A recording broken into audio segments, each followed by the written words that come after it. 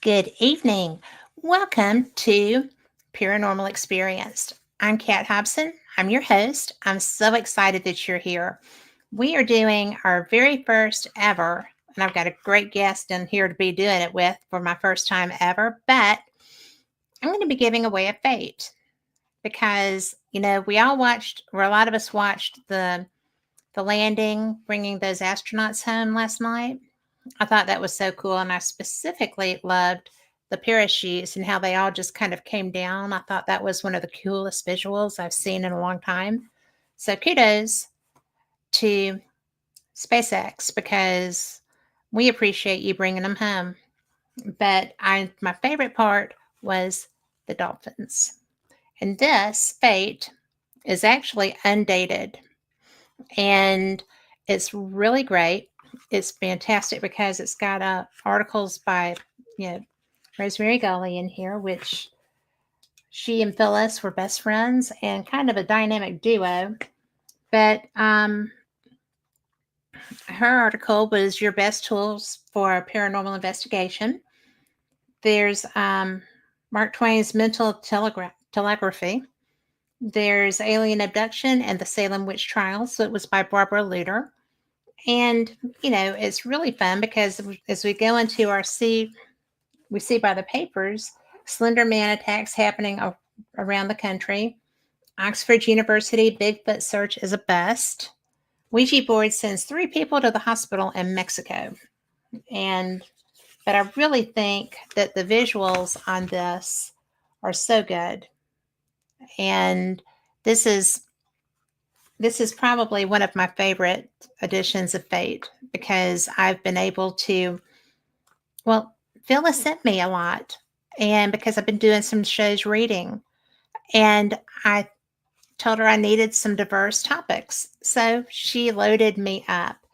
And I'll also have magazines when we're at the Eureka Springs, Arkansas UFO, the Ozark UFO Conference, Ozark Mountain UFO Conference. So find me, I'll hook you up.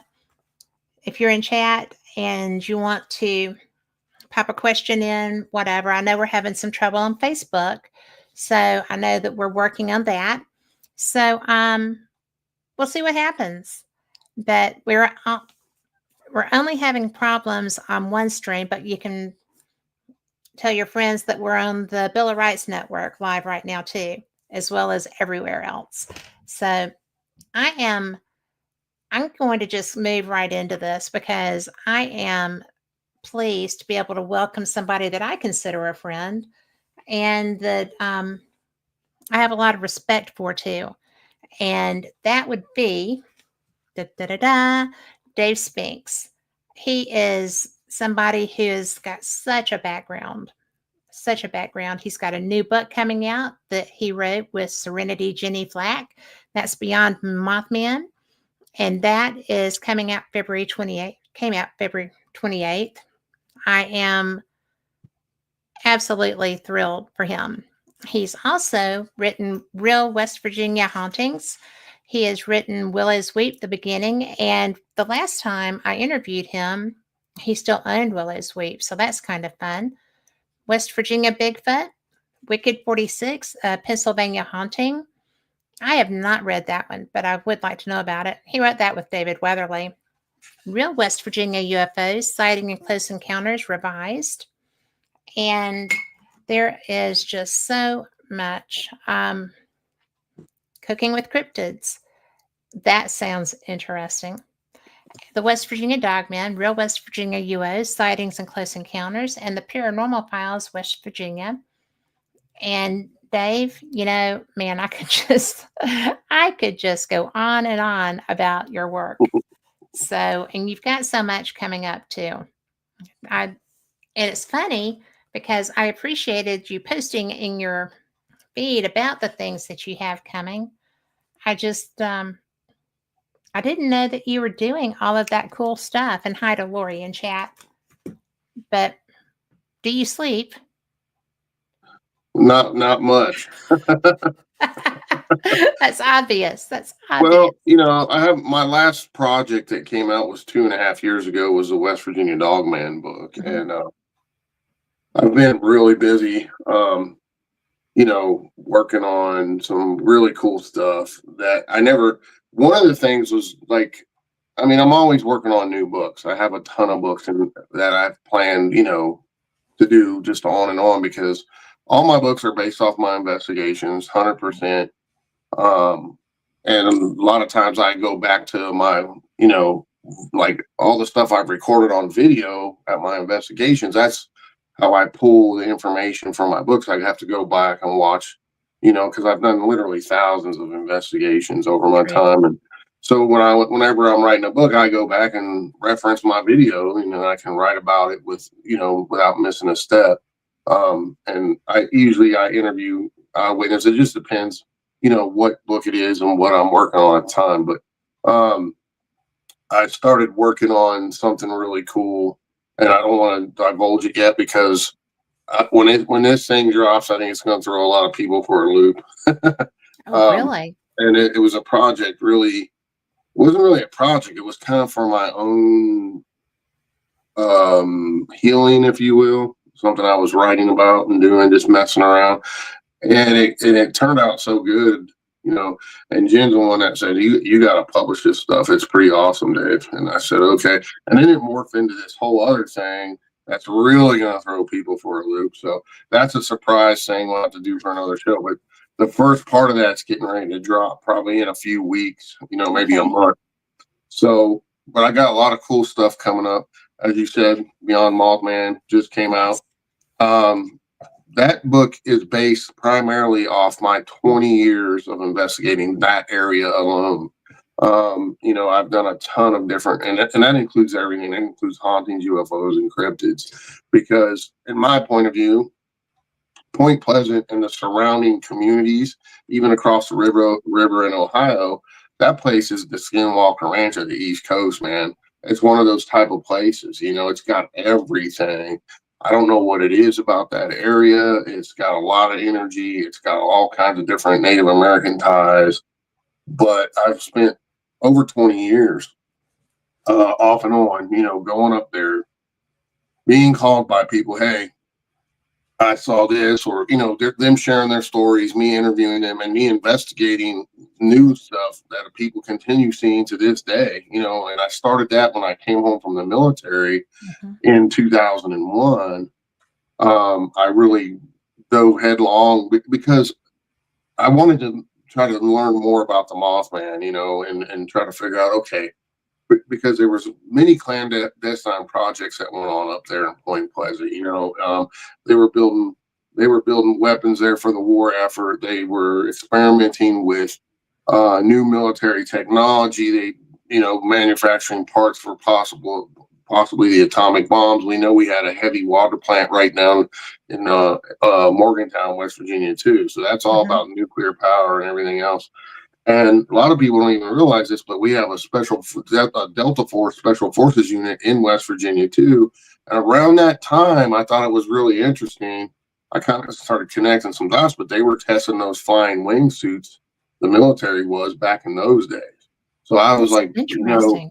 I was putting two and two together, saying, well, maybe people were seeing some kind of military stuff going on with these new wingsuits they were trying out. We knew Well, they had a you know, jetpack in the 50s too, you know what I mean? So back when Flatwoods Monster was first seen, people kept trying to say that it was a paratrooper. yeah. And, my dad was Special Forces Green Beret Airborne. So he was, they would look interesting at times. That was in the 60s, though. I mean, You they're know, always testing new stuff, especially for the yes. war effort with that thing. But I'm pretty sure, in my humble opinion, and knowing Frank Fashino as good as I do, what happened in Flatwoods was no military I mean, Yeah. Straight up, there was too many eyewitnesses, and I'm pleased to say Frank will be appearing at our Flatwoods Monster Con in person this year with a new book if everything works out good for that. Well, that Jen would is, be cool. yeah, When he's is that? publishing. Huh? When is that? That's September 13th is the VIP on Friday night, and the 14th is the event. So I Okay. haven't announced all the other guests yet. Frank's the featured speaker. because the man spent literally his whole life on one case. I mean, Yeah. when it comes to the Flatwoods Monster case, he's the man on that. He's the end all be all. He interviewed all the eyewitnesses numerous times, hung out at their house for years. That he was really good friends with them, and anyone else talking about the Flatwoods other than me, because I'm from the area and I know Frank. I mean, most of them, besides Andrew at the Mothman Museum, I mean, they don't know what they're talking about. They're just pulling up his information. So I always try to make that clear to people when it comes to the Flatwoods Monster case. And of course, Stanton Friedman was involved with him in that book, but he's no longer with us. So those two there, I mean, Frank dug up the information, interviewed all the people, and Stanton confirmed all that information through his contacts and the documentation. Frank has so much stuff he's never even put out yet. See, people don't understand. There's a lot more to come on this. And he kind of disappeared for a while because he was dealing with his mom and dad were sick, and then he got sick, and so he's been out of the loop for 10 or so years. So I finally got with him, and we're helping him get back out there and getting that stuff seen, because what he has in that case is phenomenal. People, I recently went to his house earlier last year and hung out with him for a few days, and he showed me some stuff that was like, wow, dude. And he's just sitting on it. So I mean, I held in my hands the old microfiche film from the government that he has.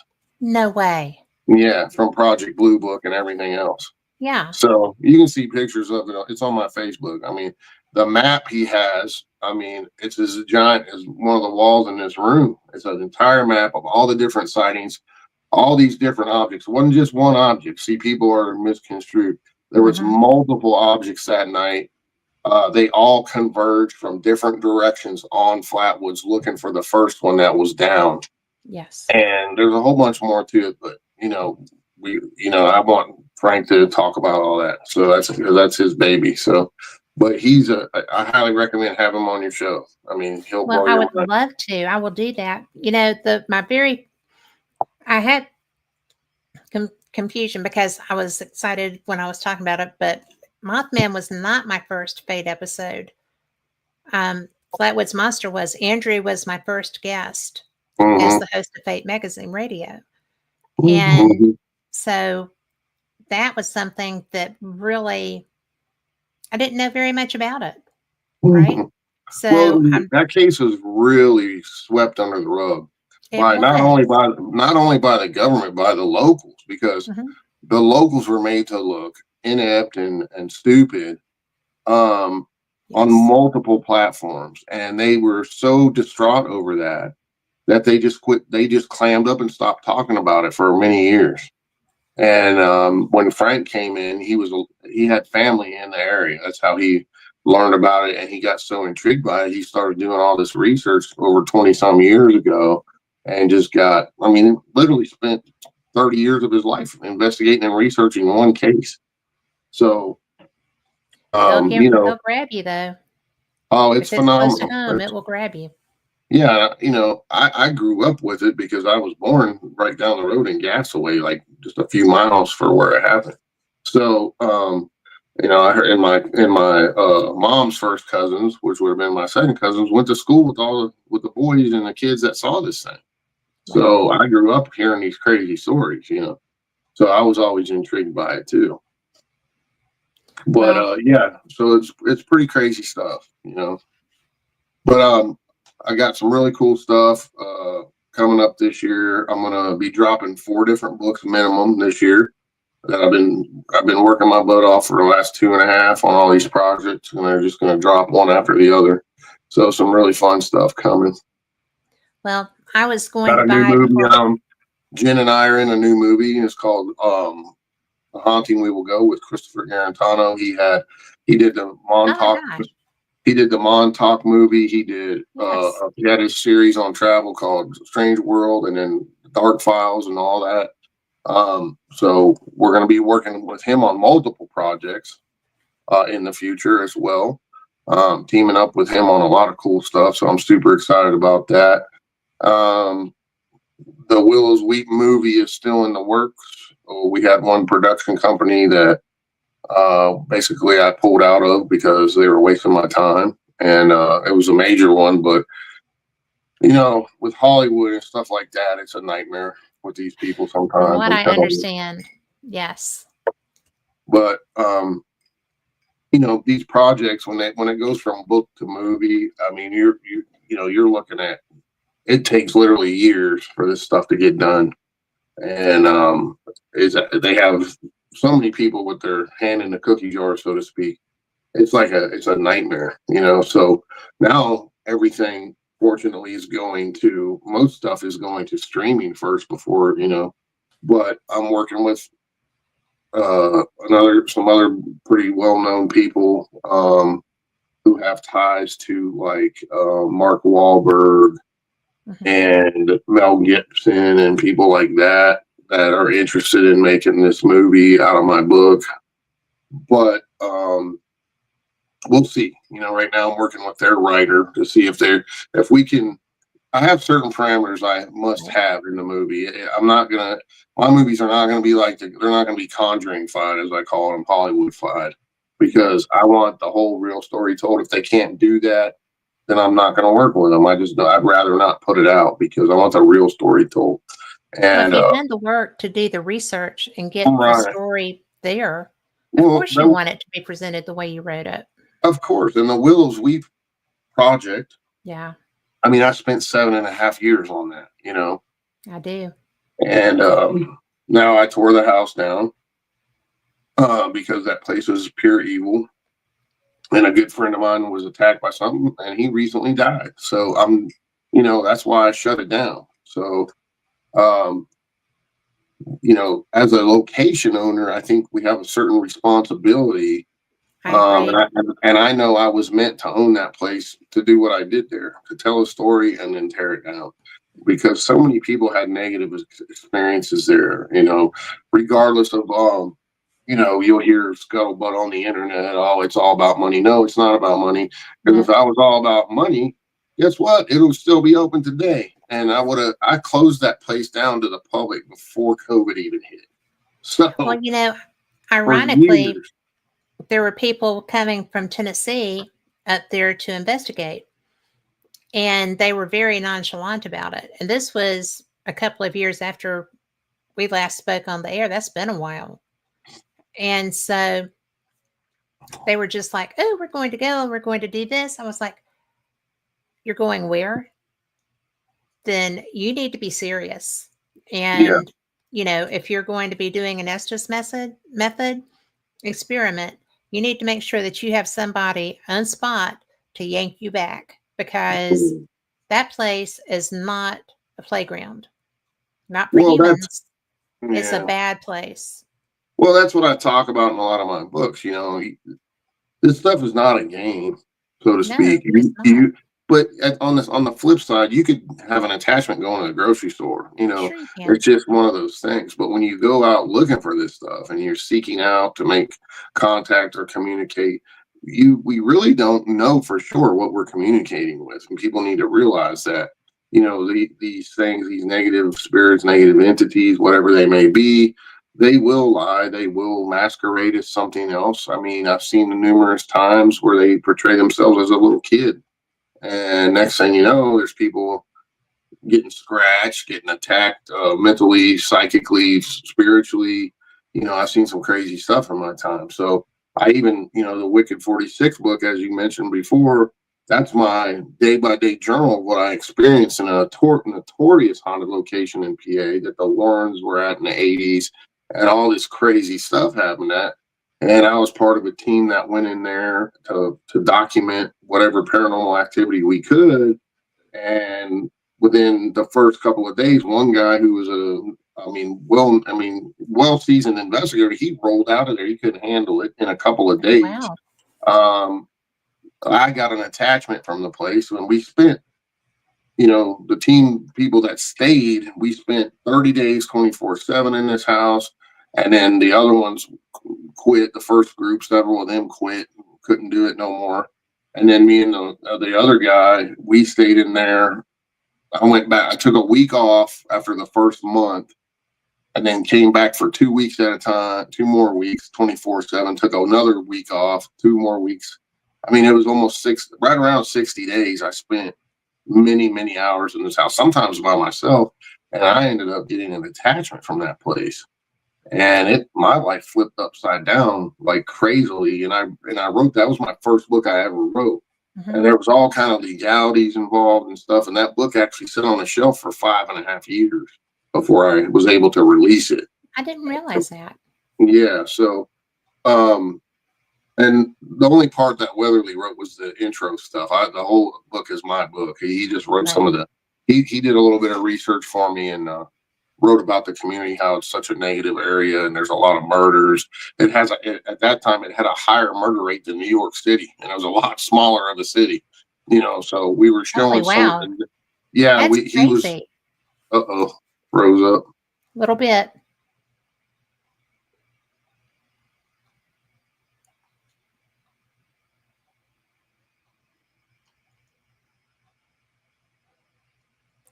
Are you still there trying to unfreeze?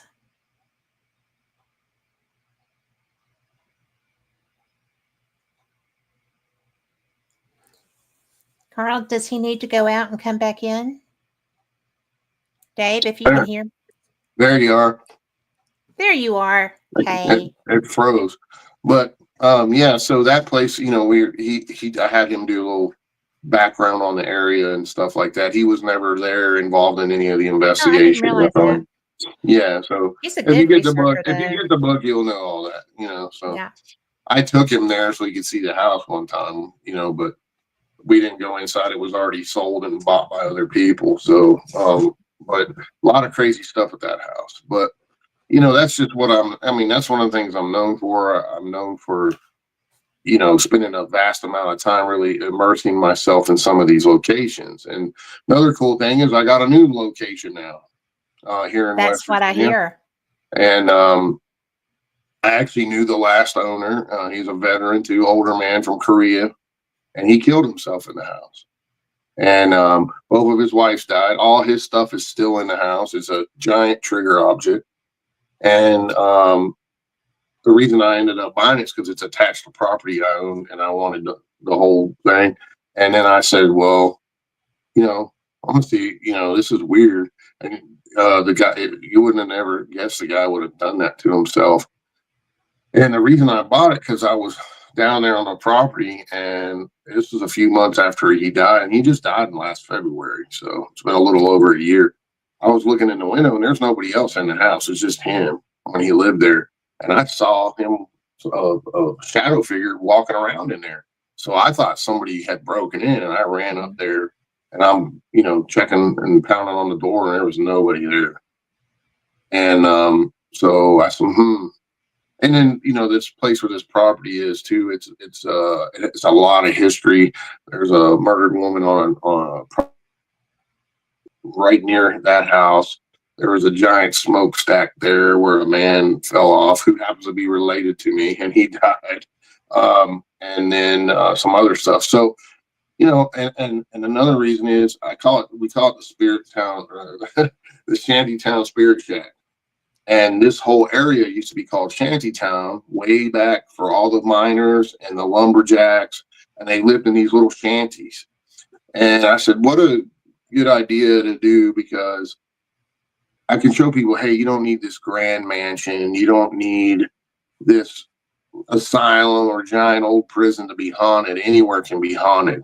And I know it's haunted because I saw his ghost or spirit, whatever word you want to use, walking around in the house. So I ended up, me and Jen bought it, and we wired cameras and stuff in there. And within hours, we started getting notifications, and we're hearing voices in there. We're hearing walking around on our camera system and stuff. So, it's a new project. Okay. The Shantytown Spirit Shack. It isn't available to investigators, and you can go on the website, on my website. If you want to investigate it, you can investigate it. It's a giant trigger object. I mean, everything of the man's is still in there, all his personal possessions, and the chair he killed himself in is in there. All, Oh, I mean, wow. it's very similar with the chair thing, like the weed, kind of weird, but it's not. I wouldn't give it a negative, like super negative billing, other than a sadness billing, I as think far as sadness is yeah. usually with those. So, but there is some other stuff that's right in this area that's, these things tend to bleed over into each other, in and out, things coming in and out at a lot of these haunted locations. And, you never know what you're going to be dealing with. So always be on guard, investigators. You never know what you're going to be dealing with at any given place. So it's another fun project. I will do a book about it. I am getting teams that want to be involved in that project. They We're going to do a little experiment for all the teams, like the first, say, 60 to 100 teams. They're all going to get a paper to fill out, and at a certain time during their night of investigation, they're going to ask a series of questions, and everybody will exactly at a certain time and do the same thing over and over and over. Then we're going to compare all that. We'll put all those results into a book, so that way we can see. Okay, we can kind of look into, is this going to be a residual type haunting, or what are we dealing with here? Is this an intelligent Brilliant. haunt? So, just kind of push the field forward a little bit so that everybody, it won't take much time. If every team does that, we can, put those statistics together and see what happens with it. How you explain this team was here in June, and 6 months later, this team, and they got the same responses to those questions, or whatever may happen. You see what I'm saying? I do. So That's brilliant. it's something fun to mess around with and see, and to show people that, hey, you don't have to have this grand mansion or this huge place. It could be, you can experience a haunting anywhere. You can be in the woods. Yep. I mean, it doesn't have to be a structure. And, you know, that to me, I'm with you. It doesn't have to be grand. It doesn't have to be something that's just like, ooh. When I was in Scotland investigating, we did go to castles and stuff like that, but just walking down the street sometimes, it doesn't have to Yeah. be grandiose. Mhm. And I just think that if it's his home and it's where he lived with his wife and then he died there by his own hand, Two wives, yeah. there's a Both his lot. wives died in there. Both of them? Yeah. Oh, well, And then, him. yeah, there's going to be a lot of emotion tied to that. Hmm. And, it's really, And the shanty town that was all up and down that road right there. I mean, there was hundreds of those shacks. I mean, there was murders. I mean, robberies, a whole nine. Lot of bad. It was rough back in those days. This town was really rough. It was a rough town. You had lumberjacks, coal miners, the railroad. You had robbers coming in here. You had prostitution, because they would bring the prostitutes in from Charleston every payday, because that's how they make it. They bring them in on the train. And then there was all kind of debauchery going on with that stuff, so you got a lot of bad energy as well. So, you yeah. know, unfortunately, that's what it's all about. It's about those residual energies that are left over, where there's tragic murders, deaths, the whole nine yards. That's, in my opinion, that's what creates a haunting in most cases. Unfinished business creates a haunting, that type of thing. Well, So, love for their home yeah. does And that then too. you have in these buildings, that energy stays within the walls a lot of times, and it's permanently there. And when people are suffering, they're dying of a medical condition, that's horrible sometimes. And that's bad energy too. Those people suffer, and And then I the can people that imagine are how having to much, watch them who love them are yeah, having that emotional response too. sure, And sure. emotion, I'm with you. It doesn't matter negative, positive, or whatever, but any kind of strong emotion. Hmm. We leave signatures like, if I touch something and use my thermal imager, my energy is still there. Hmm. And I think that, like you're talking about with this residual from this man being there and all the emotions that he went through there, that's going to be still imprinted. And, just like my hand on a counter with a thermal, it's Hmm. just stronger because there's that much energy put into it, Sure. you know. Hmm. So Yeah, so teams can book it. It's going to be cheap. It's not. You get it for 12 hours out of the day. You can book it, and it's $300 a night for a team of 5 or less, and then each additional person up to 10 is 50 more bucks. And you get the run of the place. You can even sleep in it on an air mattress if you want. is it big enough to have more than that? No, it's pretty small. I mean, you don't want more than. I wouldn't even have. I'd have 5 or less if I was doing that place. But yeah, but it's got all the amenities. Got heat and air and everything. So people can come in the winter and the heat of the summer and still do a good investigation. And That's cool. yeah, and it's we don't. I'm just doing it for the community too, but it's just another project of mine. It's what I do. So it is. We've already started getting bookings, and that's cool because we want to share that with people, and we want people to take part in this. This whole experiment with this house. Because I think that's cool when you can get a bunch of different teams with different people's energies and see what they experience. If they try the same set of questions and with whatever devices they're using and see what happens. And then we compare it all. I think that'd be really cool. And that's what we're doing with this one. So how great to have such controls in a location. Yeah. It's not too big to manage those controls. I mean, and the cool thing is too, I'm going to be doing real soon. I haven't decided when I'm going to start this, but I'm going to spend probably 30 days in it and do my thing, where I immerse myself and do some live on my old YouTube channel that I don't do much on anymore. I'm going to do some of that and see what happens, just put myself in that energy, spend a bunch of time in there and do a live every day for a few hours and see what happens. Well, I think I'll feel better for you doing it there than when you used to tell me you were doing it this week. That was scary when you were telling me about that years ago, and I was like, "Oh my gosh!" Yeah, the week was definitely crazy. I mean, it was really one of those just messed up places that was just full of bad energy, and a lot of people had really negative experiences about it. But I will have a book number 2 about the week coming out later too. I'd like to see that. It's carrying on about, it's going to be more about the actual investigations I did there. Mm-hmm. I would read that because. And the first one's more about the beginning and how I became the owner, and then started off in some of the investigations and told the story of some of the people that were in there and what they experienced too. It wasn't even me, and it was happening way before I ever owned the place. So, I mean, it's crazy. Well, what made you decide to buy that place? Because, like you said, step by step. Yeah, because when you were very touched, you were very, you did have attachment to that. It was very deep. Well, and,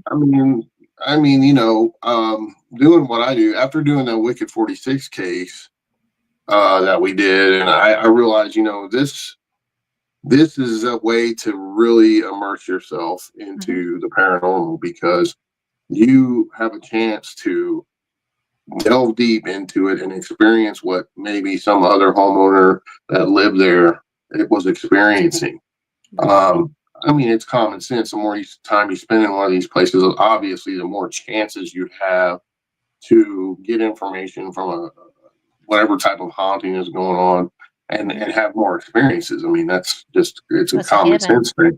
Yeah, the more time you spend in a place, the more times you're probably going to have experiences. So to really delve deep into it, I think that's something that, as an investigator, I want to be out there doing that, because that's what I do. And I want to be innovative and at the forefront of new things.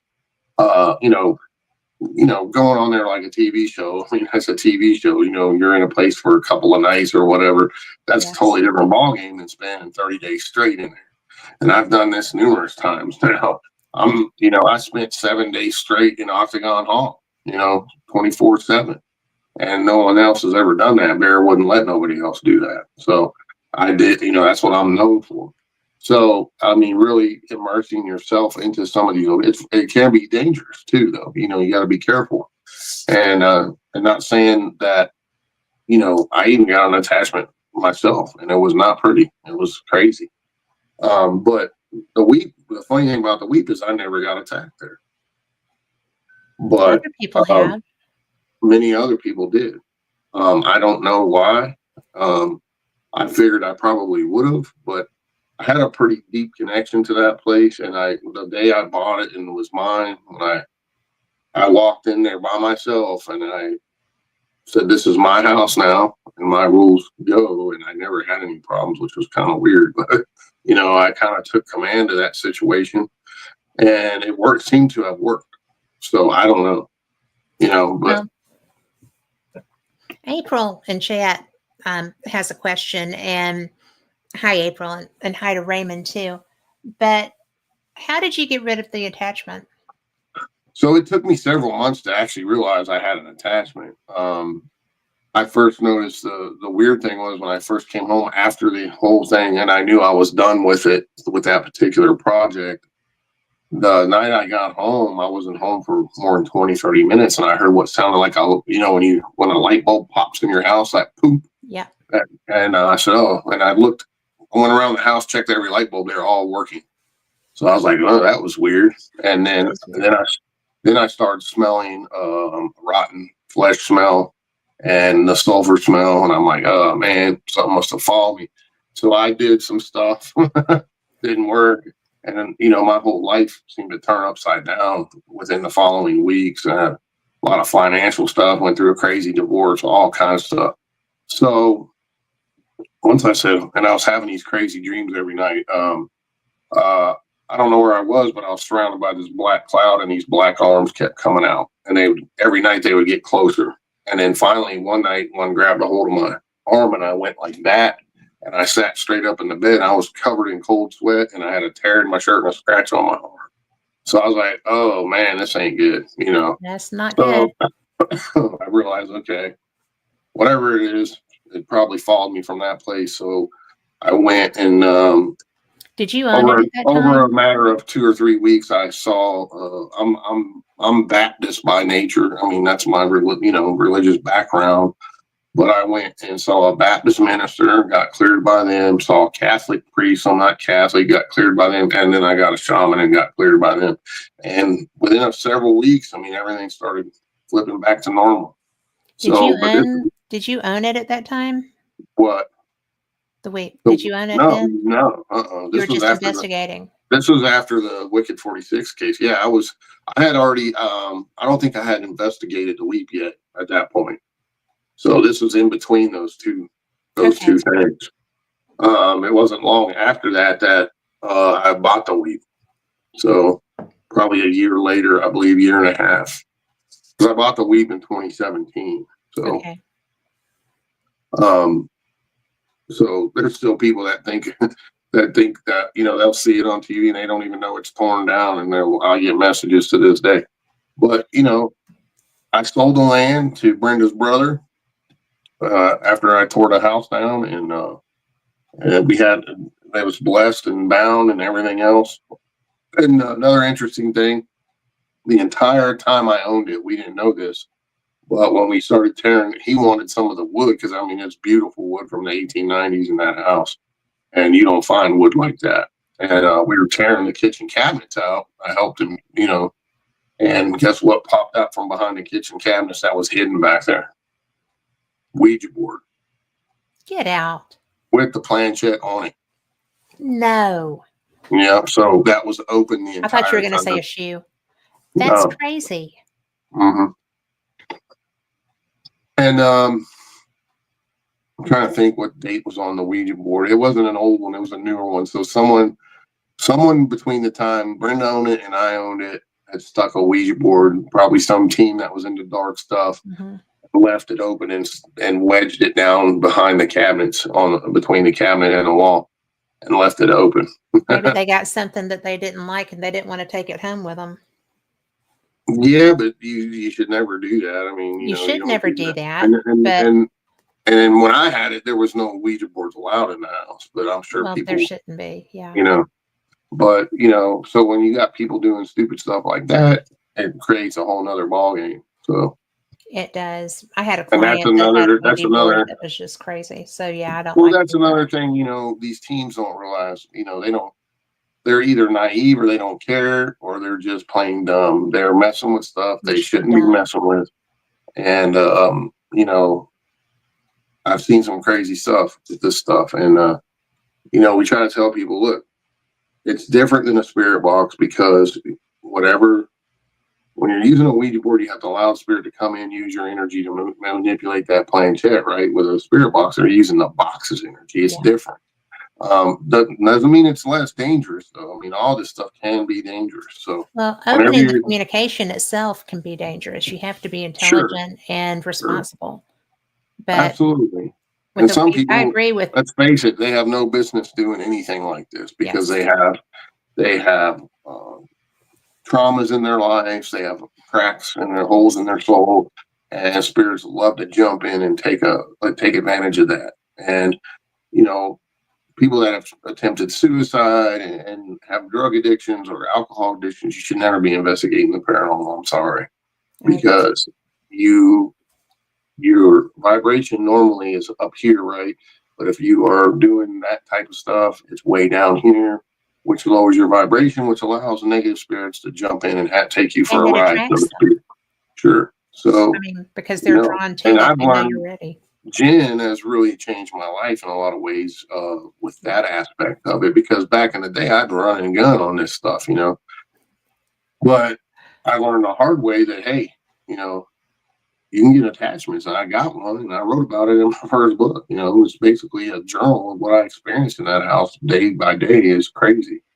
So, I try to tell people, hey, be careful what you ask for, because you just might get it. And especially when it comes to the supernatural world, there's stuff we just don't understand. It can, I've filmed an exorcism for a church before. I've done all kinds of stuff, and I've seen some crazy stuff out there, man. I mean, there's, you got to be careful. And, but having said that, use your faith, whatever it may be, as long as you have good intent and a good faith base. I think you'll be fine overall. Sometimes you can feel stuff kind of trying to creep in, but you can back it out of there, with your faith base, whatever it may be. Anything of the light, the negatives do not like, they will run. They don't like it. But who's to say there are no experts in this field? I mean, there just isn't, No. And no matter how much people will argue, I hate when you do TV. That. Yeah, and you'll see on TV, they love labels, they love titles. When you're on some of these shows, you don't have a choice. They just say Dave Spinks, paranormal expert. And I'm like, I cringe every time I see that. I was like, look, anyone that knows me is listening to any podcast. I always say there is no experts in this field.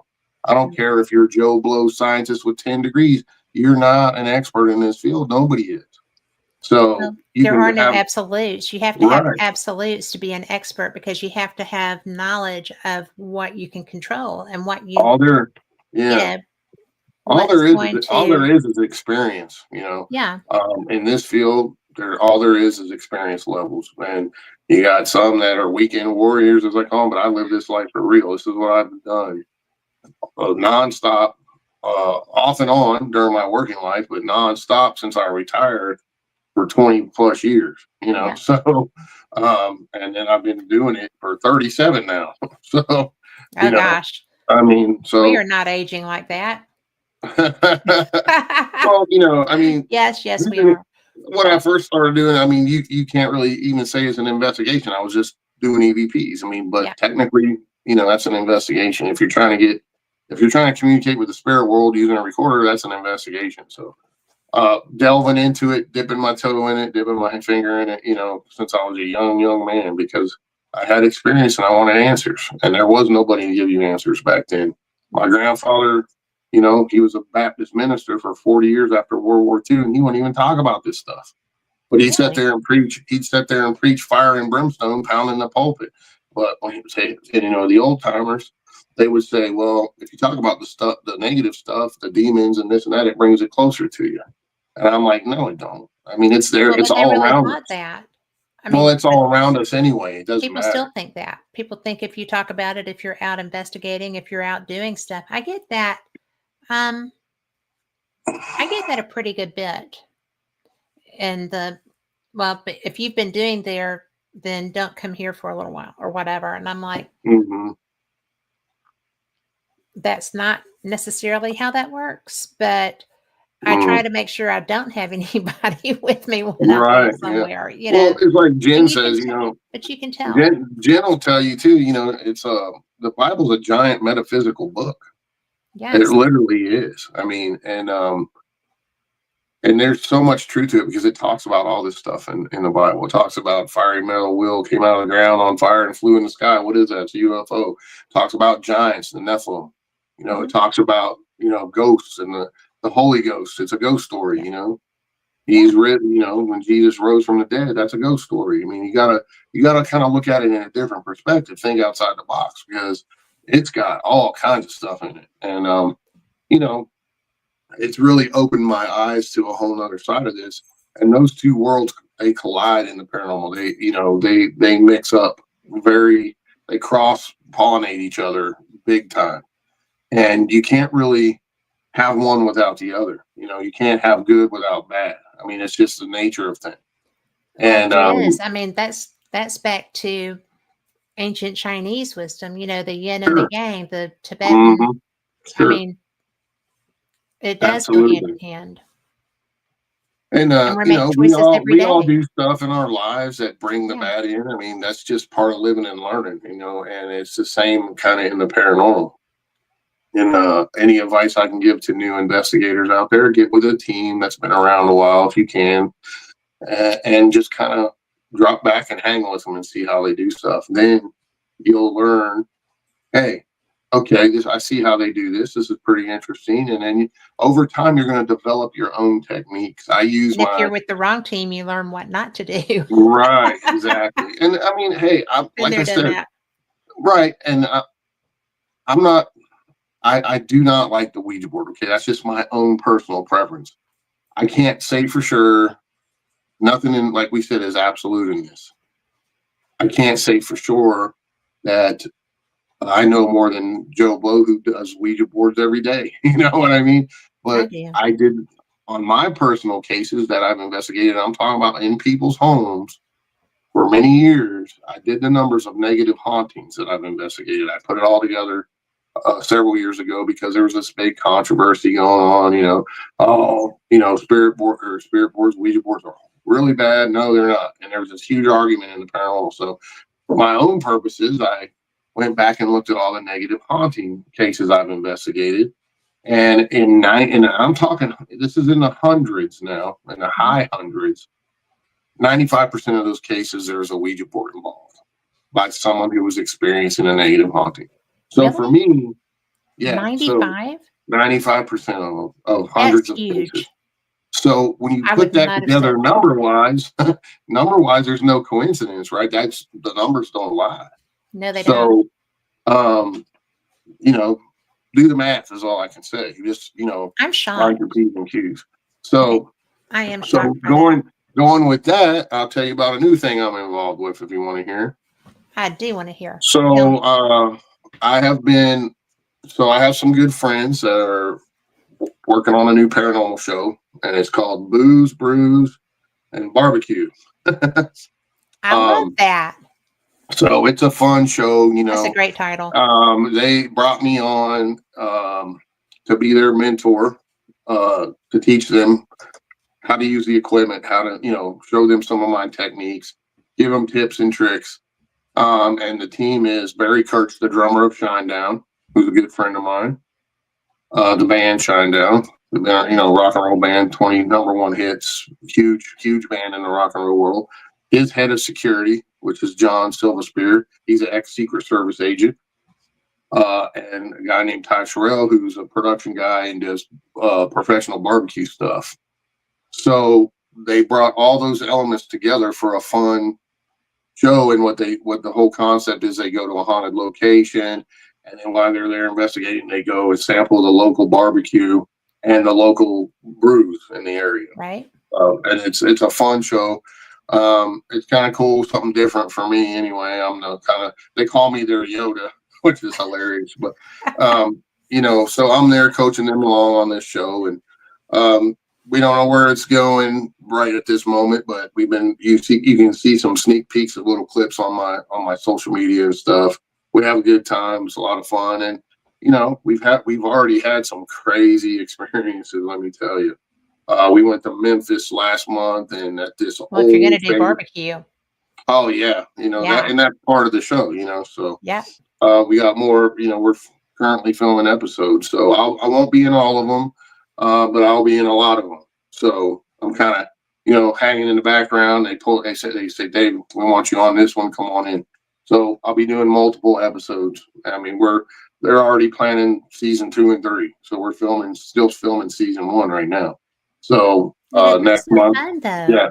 yeah, next month I'm headed out with them again. So we'll film another episode. So a lot of fun. What places are they going for the investigation side? All kinds, but you got to remember it's a show that has 3 elements. So it's got to have those 3 elements involved: the barbecue, and they have to make their own, do their own meat. They can't be like a chain restaurant like Sonny's or something like that.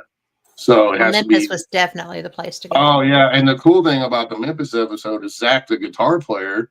His mom worked at this barbecue joint. There's a famous barbecue joint for 20 some years, and he grew up in the place. So he came on and was telling all that story, and they brought us out this huge spread of food, and we had everything. Then they brought in on that episode, they brought in the guy who his name's Lee Waddell. He played the Scream Killer in the first 2 Scream movies. So he was part of that, the barbecue part, and it was really cool. So that show's going to have a lot of special guests on it too, big time people, real famous people, and it's a lot of fun, So look forward to that coming, and as soon as I know more, whenever we know what platform it's going to land on. Which I can't say. I already know they're in heavy talks with like 3 big time places right now. So that's something else that's fun I'm doing, and I'm so looking forward to this movie with Chrisotpher. Man, without revealing too much, I'll just say you're never going to see another paranormal documentary like this one. This thing is awesome. I mean, it is awesome. And I can tell you that anything that you're involved in, I would expect to be. So I have high standards for what I've seen from you over time. But, well, for me, it's all about the real part of it. I don't care about,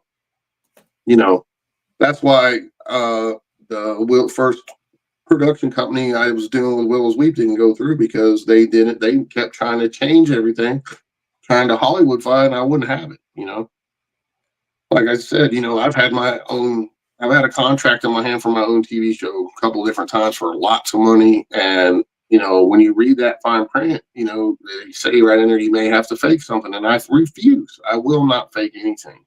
Yeah. And so. Well, what's the sense in doing that? I mean, because you're going to have to live with yourself when you walk out of there, and you want it to be something that you're proud of, and something that you're not going to have to, walk around with your head down over. They think you have to make all this stuff like all off the chain, just negative, haunted, scary, and I'm like, look, if you're in a place like this and you're having these experiences, if you tell the story right, it's scary as hell anyway. Yes, it is. When you have people that are experiencing some of these negative hauntings they're going through, I mean, they are traumatized, terrified, their whole lives are turned upside down. If you tell the story right and you tell the true story, people are going to be freaking because it's scary, because people do a lot of times you can't write something that scary. No, you can't make the stuff up there. It's just, I've been, the worst case that I ever investigated was a man who bought a Ouija board because he thought it was cool, took it to a cemetery that was in the subdivision where he lived, and opened it up and said, verbiage matters. How you ask the question matters, because he said is there anything here that wants to communicate with me? Instead of, is there anyone here that wants to communicate with me? Sure. My glasses jumped right off my desk at that. But you know, it's really so weird because this man had something in his bed with him and his wife. Yeah. His wife left him and took their children Because because of Yeah. that. I mean, and that's not unusual. If No, you are it's going not. and you're asking stupid questions, you get stupid answers. Yeah, you have to be careful with anything. I mean, I've done that myself. You know, Well, everybody you have to does. on really, occasion. you really have to watch. You know, and I say, you know, it's a good practice to clear yourself before you go in and protect yourself, and when you leave and protect your, you know, clear your car, whatever vehicle you're in. It doesn't always work though, and I'm It just doesn't. being honest. You know, but you still should do that. You know. You've got to put forth the effort. Sure, absolutely. I mean, I've Because been going down. normally it does I help. took off down the road after a negative case and went, oh crap, and I pulled over and got out and did it. You know, and I was like, oh, I forgot to do that. You know, so you just gotta be mindful. You know, and be careful and be strong in your faith and have good intent.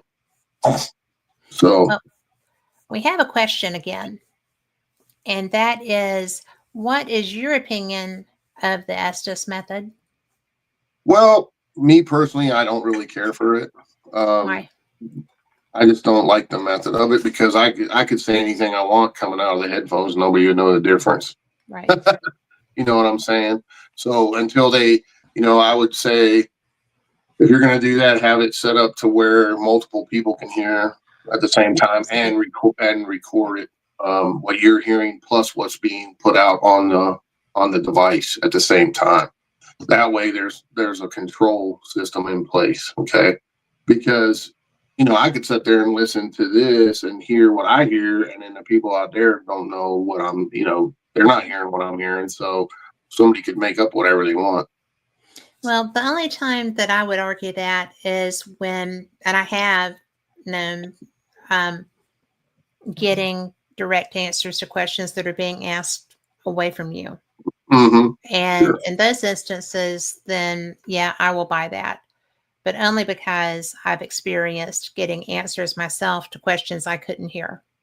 Right. So what And I'm saying is you should record. You should have a system in place where you can record what you're hearing on the headphones, as and also record what's coming out of the spirit box at the same time. how That would way you do you can that? go. Well, you'd have to have it set up like that with multiple inputs and export, you know, Yeah. situations. So, you know, that way you can go back and review it for even more clarity, and you probably get more than you really bargained for. I mean, I'm not saying it's a bad system. I'm just saying I would rather have it set up a different way, personally. You know. Well, I always want a recording. Sure. I mean, I do, because I don't always, even just with regular investigation, forget experimentation or whatever. I have recorders everywhere, which means that I listen to things a lot. Sure. I'm still not caught up with most of my investigations. I just, Yeah, I mean, that's just my personal preference, though. You know, I mean, we but I all mean, have our that's, own. but it's the best. I think that's the best way also, because do I have 5 recorders that I have to go through? If it's a big Yeah, house, I do. Yeah. sure. It's just like with cameras. I mean, if you're in a big place and you're running six Yes. cameras, you got to go through all 6 camera footage. You know, I mean, that's just the nature of the game. It's a ton of work, it's a ton of review, Yes. and it can be a nightmare, especially if you're the only one doing it. And I'm always the only one doing it. That's right. So, but which is the benefit as well as the albatross of having your own equipment that you want to Sure. do your own work with, you know. Yeah, she asked, "What's my part of it. favorite form of spirit communication?" Well, I use a ghost box and I use recorders. I mean, those are my 2 favorite, to be honest. Mhm. And I like- EVP is my most favorite though, with Yes. recorder, because there's just, you know, no way you can explain that when you know for a fact you're the only living person in a building and you're asking questions and you're getting a response to that question that you can later back up or already know the information that's factual. So there's no way to explain. It's 100% paranormal. There's no other way, no other explanation for it. Yeah. Unless for some unknown reason, we actually can manifest or put out a response through some sort of device with ESP that we don't know we have that ability or something to that effect. But I think that's not, I don't think that's ridiculous. I think that does happen. But I mean, my very first time that I ever got anything, I had just gotten a camera and was using it. And no, I'd just gotten a voice recorder. It was my first residential. And I just had gotten this new voice recorder. And I wasn't paying attention because I had a camera that I was trying to fool with too. And so I I messed up and I was afraid I was going to erase everything, but I just hit play and there were only women there. And this man's voice had come through and said, "Is this thing on? Are we recording?"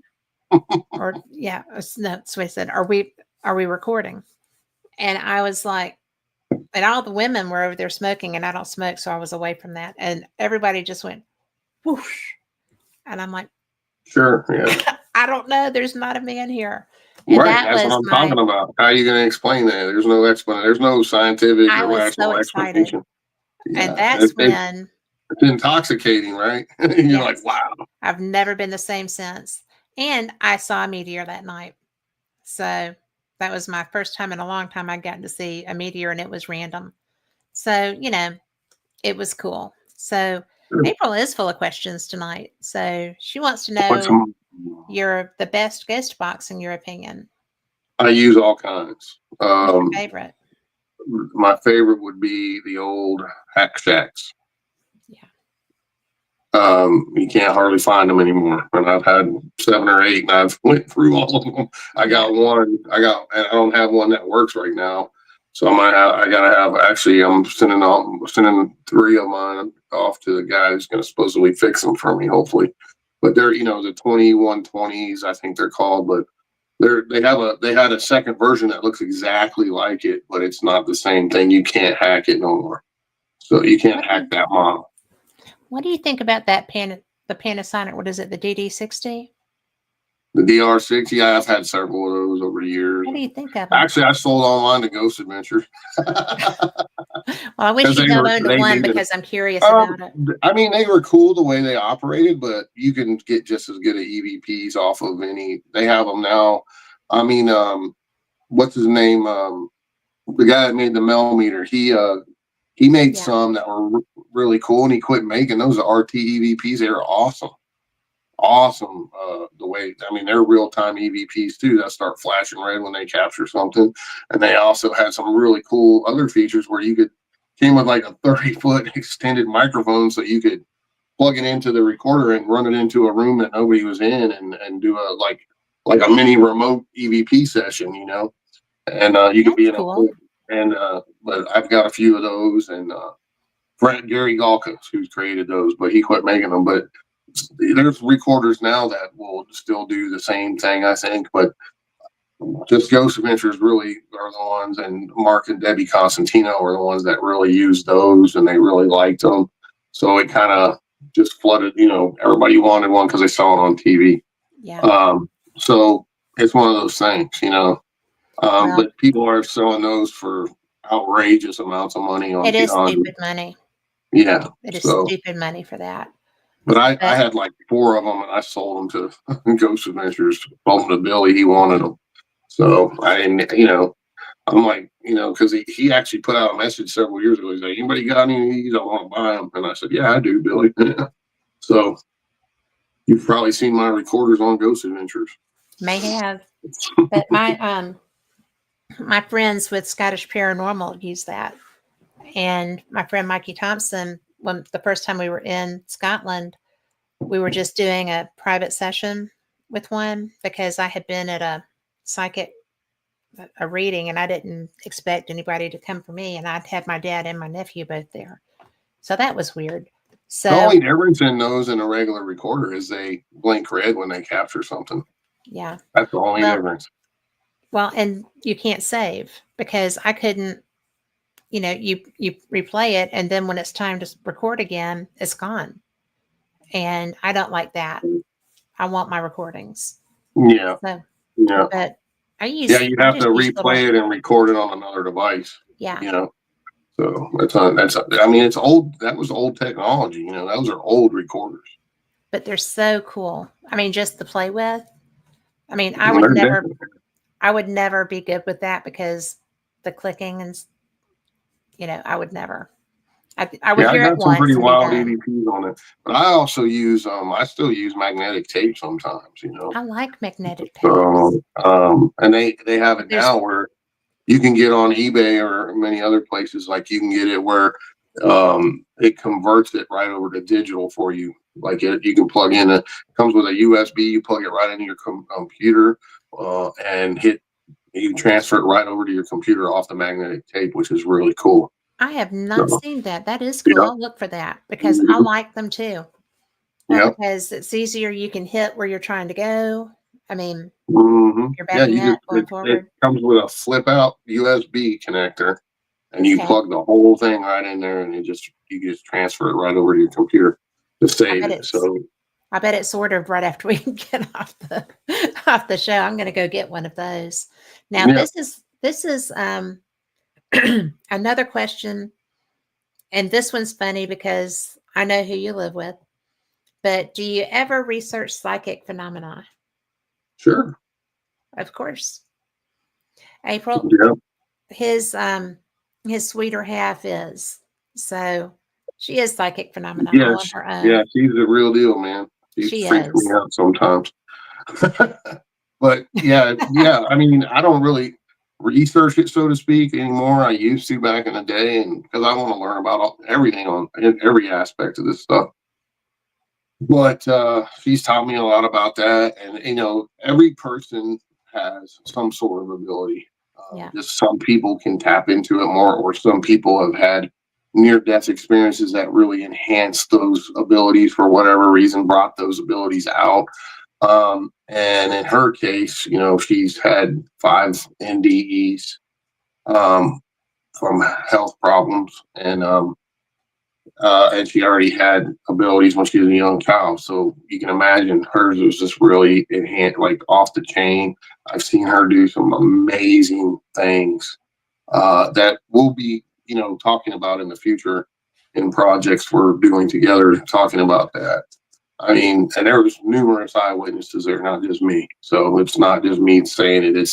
We have numerous people that saw some of these things she's done and found. She works for police departments helping them find missing people and dead bodies and the whole 9 yards. So pretty amazing person Jen is, and and she's really kind and really sweet too. Yeah, she's like the most happiest person you'll ever meet. I mean, and those people are hard to find these days, let me tell you. Well, so she just glows.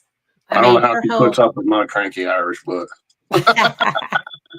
Because she balances your cranky Irish butt. Oh yeah. So that is definitely a thing. Oh yeah, it's phenomenal stuff. And if you ever have a chance to be around someone that has those type of abilities, and there's not, like I said, we all have some, and I've had some. In the movie you'll see we actually had a role reversal, which was I don't want to tell too much because it'll spoil it, but it was crazy what happened to me while we were filming the movie. And we got proof on and we got a crazy EVP and stuff that happened right after that, like during all that, and it's all in the movie. And we were there filming something totally different, and this whole thing happened just as we were filming the movie. That's crazy. Fun. Oh yeah, it was fun. But if you ever get a chance and you're around and you see somebody that really truly has abilities, it's amazing. That's a gift from God in a way. And April does have abilities. That's why when she was because she said she freaks her husband out sometimes too. Mm-hmm. So but it is But so we all, like I trippy. said, we all, and the longer I've noticed for me personally over doing this for so many years, that I can walk into a place now, and this has been going on for quite a few years. Like I can feel the energy immediately, if it's happy, bad, sad, mad, whatever. And then I always tell people, hey, your best tool is your body. You know, Yes. use it. When the hair on the back of your neck or your arm stands up, pay attention to that because your body's picking up on some kind of energy, and you need to maybe right then and there do an EVP session Mhm. because your body's telling you, hey, there's something going on. Because we're made of water, and the electromagnetic field gets disrupted when these spirits manifest, whether it's a good spirit, negative spirit, entity, whatever the Yeah. case. Pay attention to that Well, because right then is a good time to just on the spot do an EVP session. that's one of the things that, because I always have, I've got recorders set up in different places or whatever, but I always have one in my hand too. Right. And, I think that's really, for me, that's a perfect thing because I do get the sensations and I'm like, Mhm. oh, who's here? Who are Sure. you? Yeah. That's a great time to do that. And, pay attention to what your body's telling you. And always have her, I've been so many times I've been doing my initial walkthrough of a place and I don't have a camera running and something crazy happens. I'm like, dang on it, I what am know. I doing? Yeah. And then, you should always have a camera running right when you walk into place, right when you get out of the car, start running a camera because you Yeah. never know. That might be the only experience you have the whole time, so No. there's been so many times I've like kicked myself in the butt. I'm like, dang on it, what am I thinking here? So you live and learn when you do this stuff. It's just processes of living and learning, and learn from any mistakes you might do for the next one. So there's no really right or wrong way to do this stuff. Well, I have to do this because we have a winner of the thing. And Tom McNicholas, you weren't in chat yet. Okay, not going to do that now. Okay, teasy, Tom. So, Dun signed. dun dun dun. I don't know why, but I just got the. Gonna wait. But I wanted to talk to you about your books Sure. because you have written so many books, and we're going to talk about that cruise too because I'm really into that. But I you did not just do ghosts because this real West Virginia UFO sightings and close encounters. Mm-hmm. I mean, what all did you do there? Yeah. In the book, you mean for the book? What all did you what all did you So find some for the of book them. there? So what I did was, and this really has to do with Flatwoods and stuff. Okay, a lot of it. This is where this whole project stemmed from. 'Cause growing up, like I said earlier, me growing up, hearing all these crazy stories about the Flatwoods Monster, and then over the years investigating that more and learning more, I realized that holy crap! Right after the Flatwoods Monster incident, the government came in here in West Virginia and built the Green Bank Observatory, which Mhm. is the largest movable steerable radio telescope in the world. It's massive. Is it And still? oh yeah, I yeah, didn't know it still was the biggest. oh yeah. It's the Cool. largest Okay. that move. They can move it and angle it however they want. It's That's all so the other funny. ones. The other ones, the smaller ones, they can move those too. But this thing, I'm telling you, it's huge. It's massive. We look about that big to compared to it. So when I started looking into that more, I realized there was no coincidence in that because at the Green Bank, when they first built it, guess what? Frank Drake was there and Carl Sagan. They created SETI right there at the Green Bank. That's where it was created. No way. Yeah, Frank How did I Drake not know that? came up with the formula there and all of that. And it was all right here, right after the Flatwoods Monster incident. Just a few years later, a multi-million-dollar government project right here in West Virginia. So, and But there was basically, nothing to that, so yeah, no right? coincidence. The government doesn't do anything accidentally. Let me tell you. So I worked More for him quickly. for 20 years. I know. So, and the whole basis of that whole project is to search for extraterrestrial intelligence. That's what it's about. That's what SETI is. That's what they're looking for. They're looking for extraterrestrial radio signals throughout the universe. Now, go ahead. The guy that runs it now, Seth, is such a skeptic. Such a skeptic. Yeah. And he's like, well, there's nothing there. I said, you're not going to even bother trying to tell me. Yeah. Because I'm going to throw the card. Well, here's the thing. They're scientists, and scientists have to have a certain thing met before they say, okay, that's something. I mean, they follow the scientific formula. I mean, that's just how it is. But you know how long SETI has been set up? And you know that that's BS. I mean, yeah, they know stuff that they don't talk about. Right. Well, see, my sister, actually, she's a school teacher, and she does the kid program there every summer almost. And they take kids there, and they have a camp and everything. And, so the thing is, they wouldn't have built that if they didn't think there was something out there. Okay. Yeah. Of course, they also study different things. They're like stars and certain things to do with other suns and other planets and things like that. They're looking for, many different things there. So, but when Obama was the president, he came in and cut all the funding for all these a ton of government projects. Yeah. And this billionaire Russian came in and literally donated $10 million to keep it up and running. So, and that's what it's running off to this day right now. But the reason for the book was I wanted to talk about that. I wanted people to understand that because, and also in Clarksburg, we have a NASA facility in Clarksburg, and there's some massive dishes there too.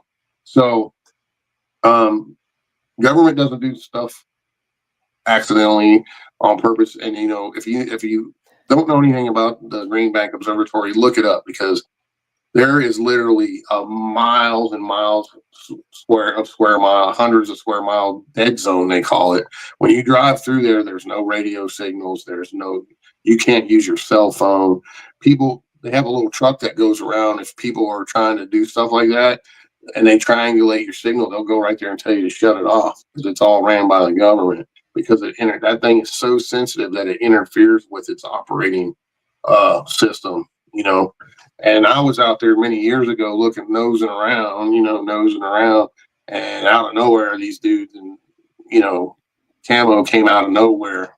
Yeah. And they have an airstrip on there and everything. So, oh, wow, really? Oh, yeah. So there's a lot more than people don't know that's going on out there. But so what I did was I always say, West Virginia is like, when it comes to UFOs, we have some of the most prolific modern day UFO events in more than almost any other place in the world. I didn't know that. To me, it's bigger than Roswell in a lot of ways. The cover-ups that went on here in Flatwoods was a massive cover-up. Yeah. And so what I wanted to do with that is I went back and in investigating and researching, I've actually found reports of UFOs in church records because we were so rural here in the 1800s that there was hardly any newspapers, only in Charleston and up in Wheeling. They had a couple newspapers and stuff, but people would report that in their church records. And I found several talking about these massive ships that stretch from one mountaintop to another and all this stuff. So I started documenting all these cases. And what I did was I picked out what I thought were some of the best ones. And I did it, some from the 1800s and then started in the 1910, 1920, 1930. I documented it decade by decade all the way up and then talked a bunch about the Flatwoods Monster, the Mothman, all the UFO sightings during that, all the way up into modern times. So, and literally there's hundreds and hundreds of reports in here just documented by me, and a lot of them are, I've been told on MUFON sites too and stuff, but I picked out what I thought were some of the most significant ones, some of the ones I've investigated, and of course the Flatwoods and the Green Bags, all that connection to SETI and everything else is all in there, so it's this is one of your books I have. It's got a lot of really good reviews. People love it. So. Well, this is one of the few of your books that I haven't read. And Yeah. so that one is going to be on the way Oh, as cool. soon as we get off of here because, I UFOs are kind of my jam. I do paranormal investigation. I travel for that. I love that. I've done it since God was a child. And when I started to do Fate Magazine radio, I went to the very first Alien Con as media. And I got to talk to some of the people involved with that. And, there were tons of people there. The show was already a hit. There, blah, blah, blah, blah, blah. But um, the man who was the creator of that show was really nice and spent some time talking to me. And so then I started talking to other people and I was hooked. I really was because with UFOs, they're more elusive than spirits. Hmm. I don't know that there's not a connotation in there somewhere for some of these things, but when you see them, it's really changing. I mean, it really is something that makes you, the first time that I saw something, I was a kid. But since I've gotten older and I'm actively watching now, it's a whole different ball game. And the Sure. proliferation of craft is really interesting. Yeah, and I'll say this: some of what people are seeing are our own craft, and Sure. some are not. Um, some of these are reverse engineered that we make, Mhm. and some are not. So, and they look. There's very little differences in the ones we make now and the ones they have Yes. because that's how far our tech has come. Um, that's just Well, the it's been bottom line. given to us. I mean, Or taken. We've or taken taken, it. depending. Hmm. So yeah, there's stuff out there. I mean, you know, and I haven't really talked about all. I talked a little bit about some of my experiences in the Air Force and stuff like that in the UFO book too, and not all of them though. I have more that I'll talk about later, but I got I have so many things I want to get out there, and it takes a while to write a book. Yeah. I'm not. I mean, I never thought I'd write one book, let alone I'm on number 10, going on number 10 and 11 right now. Yeah. So, and many more coming. These are all, like I said, based off of my investigations over many years. Because I started out doing this live, a lot of it live on YouTube. I was like the second person that ever live streamed paranormal stuff on YouTube. That channel got hacked down and taken down. Go figure, right?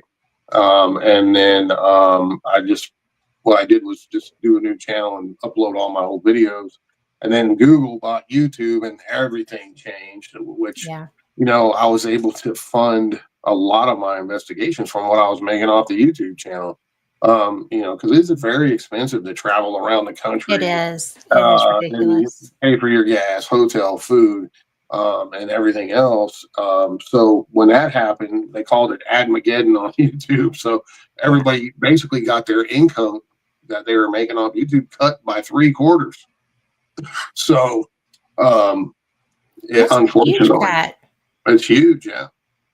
It used to be like 70-30. You would make 70, YouTube would make 30. Then when Google bought it, it basically flip flopped. So it's like 60-40 or something now to them, and you get 40%. Even when someone does a cash donation to you, they take a large percentage of it. It's a bunch of crap. So That's crazy. after that, that's when I started doing TV more and stuff. And I was just like, well, I'm gonna, I kind of got off of the YouTube for quite a while. I just uploaded a lot of my, not all of them, but a lot of my old videos so people could watch them for free because a lot of people don't have money and they enjoy it. So, you Yeah. know, and the whole reason I started the live was so people could experience what I was experiencing, you know, basically at the same time I was experiencing it. So, and it was fun too. It was a lot of fun, but Yeah. Isn't that terrible though, when platforms just kind of throw you in the river? Oh yeah. So, You know, and you can't even unless you have like I think it's 1 million subs on YouTube, you can't you don't have a number to call anybody or nothing. They won't answer your emails or nothing hardly. It's all automated. You oh, know, that's crazy. it's ridiculous. So, you know, YouTube's it has its own issues nowadays. And they like to censor people a lot too. So Yeah. but yeah, I love all this stuff because for me a lot of it crosses over. You know, it's kind of my mantra. Are we alone in the universe? What happens when we die? And are there unknown creatures walking among us? You know, that's kind of my little 3-thing mantra that I use. That fascinates me. It's basically why I do what I do. Because I've had those experiences as a young man, and I'm still looking for answers. Yeah. You know. Well, what about, because we really haven't touched on the cryptid side of things. Sure. So, what drew you into that aspect? Was it just another side of the paranormal, or was Well, it that's personal actually the first thing experiences? that ever happened to me. I mean, I was fishing with my papaw here in West Virginia on the Gauley River, and we had a whole Bigfoot experience together, and um, that's really what started me hardcore into wanting answers. What did I see here? You know, what was this thing that threw these big rocks at us from across the river and was making some hellacious ruckus, screaming like you've never heard before? And you know, I told that story on These Woods Are Haunted and Terror in the Woods. And then that was my second book that came out was West Virginia Bigfoot. And what I put my story in there, the real story, TV janked that story up too. They added stuff that didn't happen and got the order of things wrong, which really sucked. That was the first TV show I ever did, telling one of my experiences. But overall, they did a pretty good job. But that's just TV for you. They they want to enhance stuff and do that, and that was my first opening thing when it comes to these paranormal TV shows. But and then I put in a bunch of cases that I've investigated here in West Virginia, as well when it comes to Bigfoot. And you know, you know, I've had so many cases that have crossed over, like UFO. I'll give you an example. Like there's been many times, and you probably talked to other investigators who've had the same thing. I'd be out investigating a Bigfoot case, and I start talking to some of the eyewitnesses and stuff. And then I go back and do a little research and find out there was a ton of UFO sightings in that same area during the same days they had the Bigfoot sighting, or vice versa. Or I've had cases where I'm investigating a haunting and I get there and I usually interview the people 2 or 3 times before I ever go to their place to see if I can catch them lying to me and stuff like that. Because once you get on TV and then you're kind of known or whatever, like people will make up stuff just to get you to get on TV to get you there, you know. So unfortunately, that's how it is sometimes. But I had cases where I'd be investigating a haunting case where they're having like poltergeist activity or whatever. And I get to talking to them and kind of interviewing them again while I'm at the location. And then they said, well, and then those dreams I've been having. I said, well, what dreams? You didn't tell me about those dreams. They said, well, I have these dreams where I'm floating up out of my bed and I go through the ceiling, you know, and I see these little gray men or green men in my room. Oh, so, you know, and then so Abductions too. a lot of this stuff crosses over. So It if does. you have to think outside the box as an investigator, you're saying, okay, if it's some kind of ET situation, are they causing the poltergeist activity? Or are they making these people see in their heads spirits to try to mess with them? Or are they doing some kind of experiment to these people themselves? So you have to think outside the box when you're doing this. There's so many different rabbit holes you can go down. And it's crazy. I mean, it's like an onion, it has many different layers. Oftentimes you'll come back with more questions than you have answers, you know, always when it comes to this stuff. So you have to peel back these layers to try to get down to see what the actual source of the situation is. And it's just crazy sometimes. But, you know, the main thing is you try to help these people, try to help them get through it. But you can't always help them. It's just the nature of the game. Well, it is. And, as well as I do, that sometimes people that have needs or unusual brains or, any kind of neurodiversity, there's a lot of interaction spiritually. Mm-hmm. And I think that that's because of the neurodiversity. So, Sure. they're more open to seeing it. I think that also with UFO encounters, there's also that, Sure. because I think that people that are dealing with that are an interesting subject. So Mm. I think there's more interaction that way. Right. And then So, I mean, you also have to try to rule out any extraneous factors like, if these people are living near or under high tension wires, because that yes, The yes, EMF will make people hallucinate and everything else. Even in your homes, if you have stuff isn't really shielded that well, like your refrigerators, your microwaves, they put off a ton of EMF. All you gotta do is walk over there with an EMF meter and they'll light up like a Christmas tree. yeah. And Well, anything built before the 70s for sure. sure, yeah. And even today they're still not insulated that well. I mean, Yeah. they really aren't. Um so you have to, there's so many different aspects to this stuff.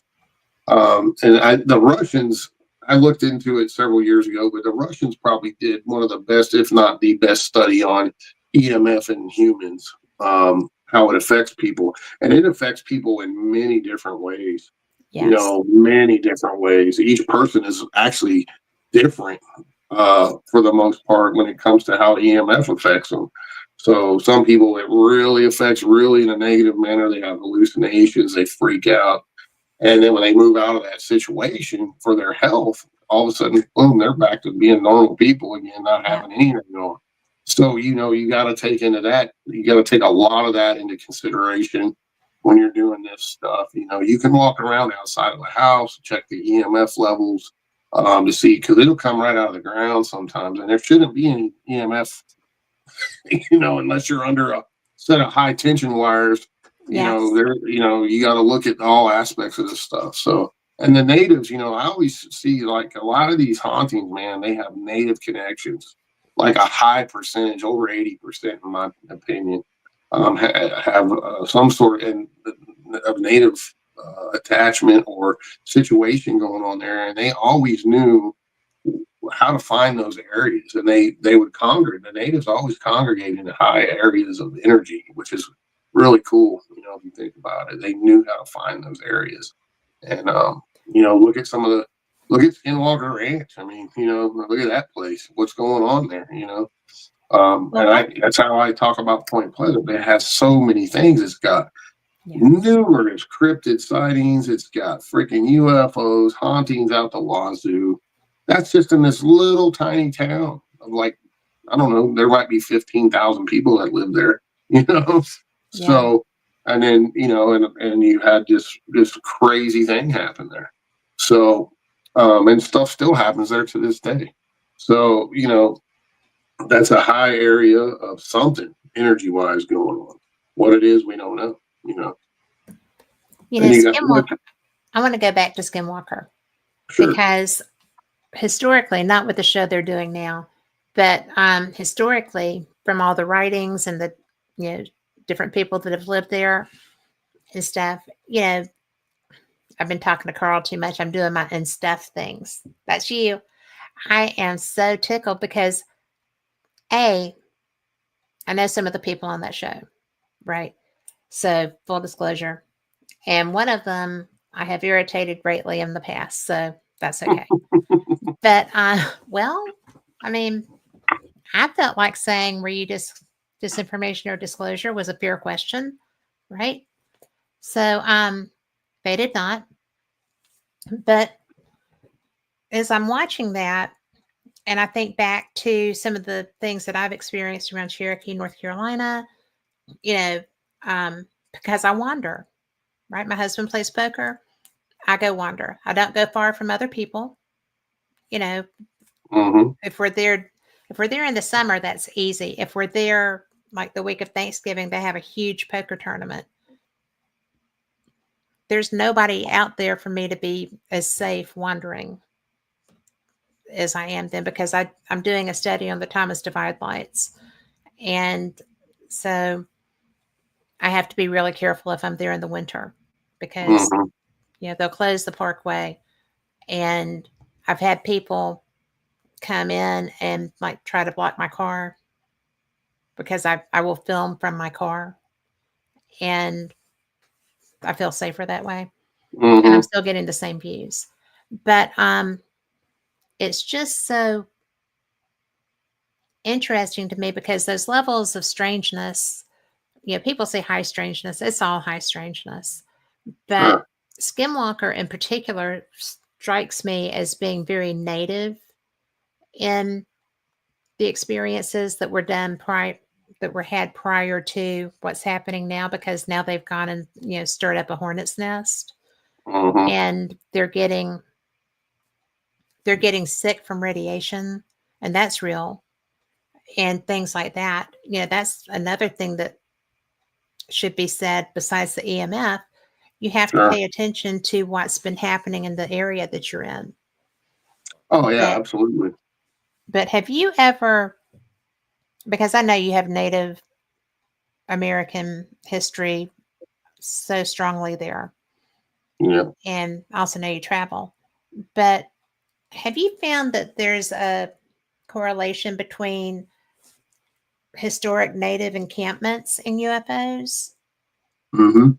Strongly. I mean, you said that to a degree, but I wanted to touch Well, base with. so here in West Virginia, we have in the Kanawha River Valley and all the way up. I mean, there's Native American mounds everywhere, and all the way up into Wheeling, where which that used to be that they still call it Grave City, and uh, the prison, Moundsville Prison, the biggest Native American mound in the country is right there, right across the road from it. I didn't And know that. yeah, and those mounds go all the way up into Pennsylvania, Ohio, and all over the country, really. But we have a really big concentration of them here, and We do too.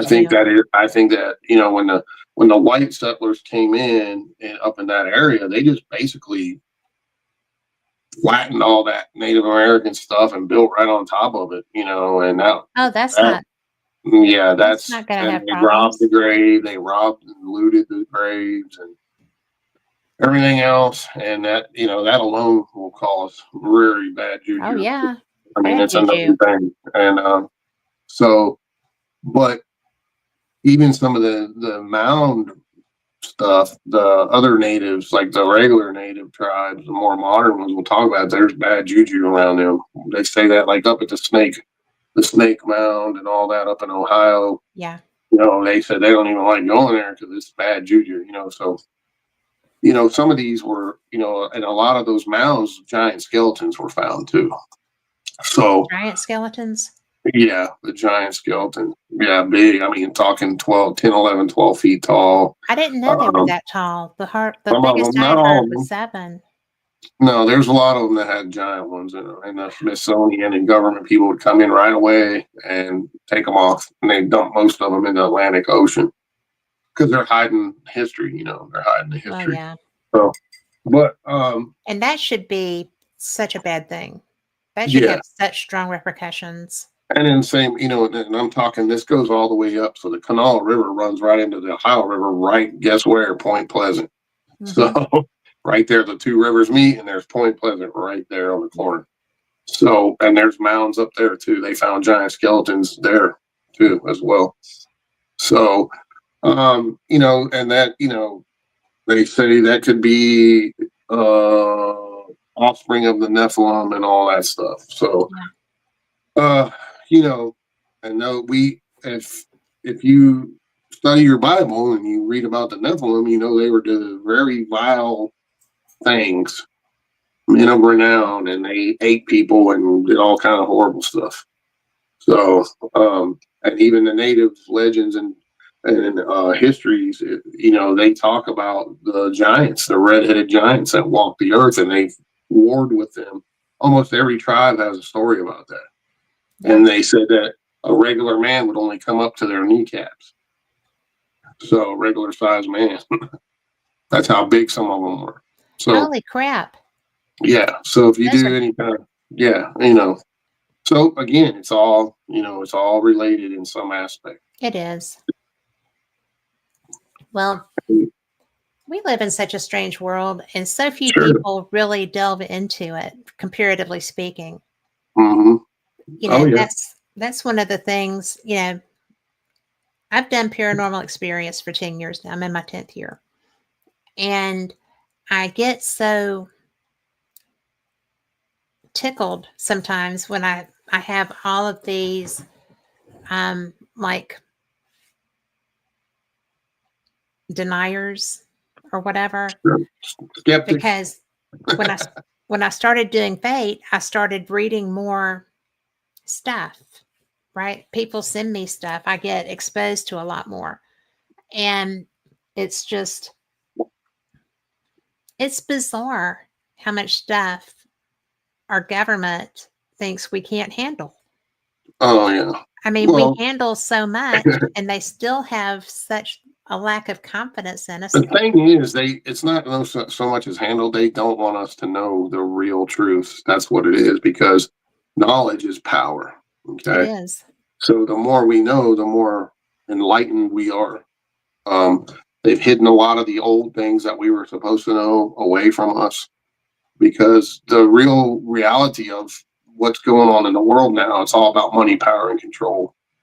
And when they take away your knowledge of the true things that we were supposed to know, that gives them more control over us. That's So true.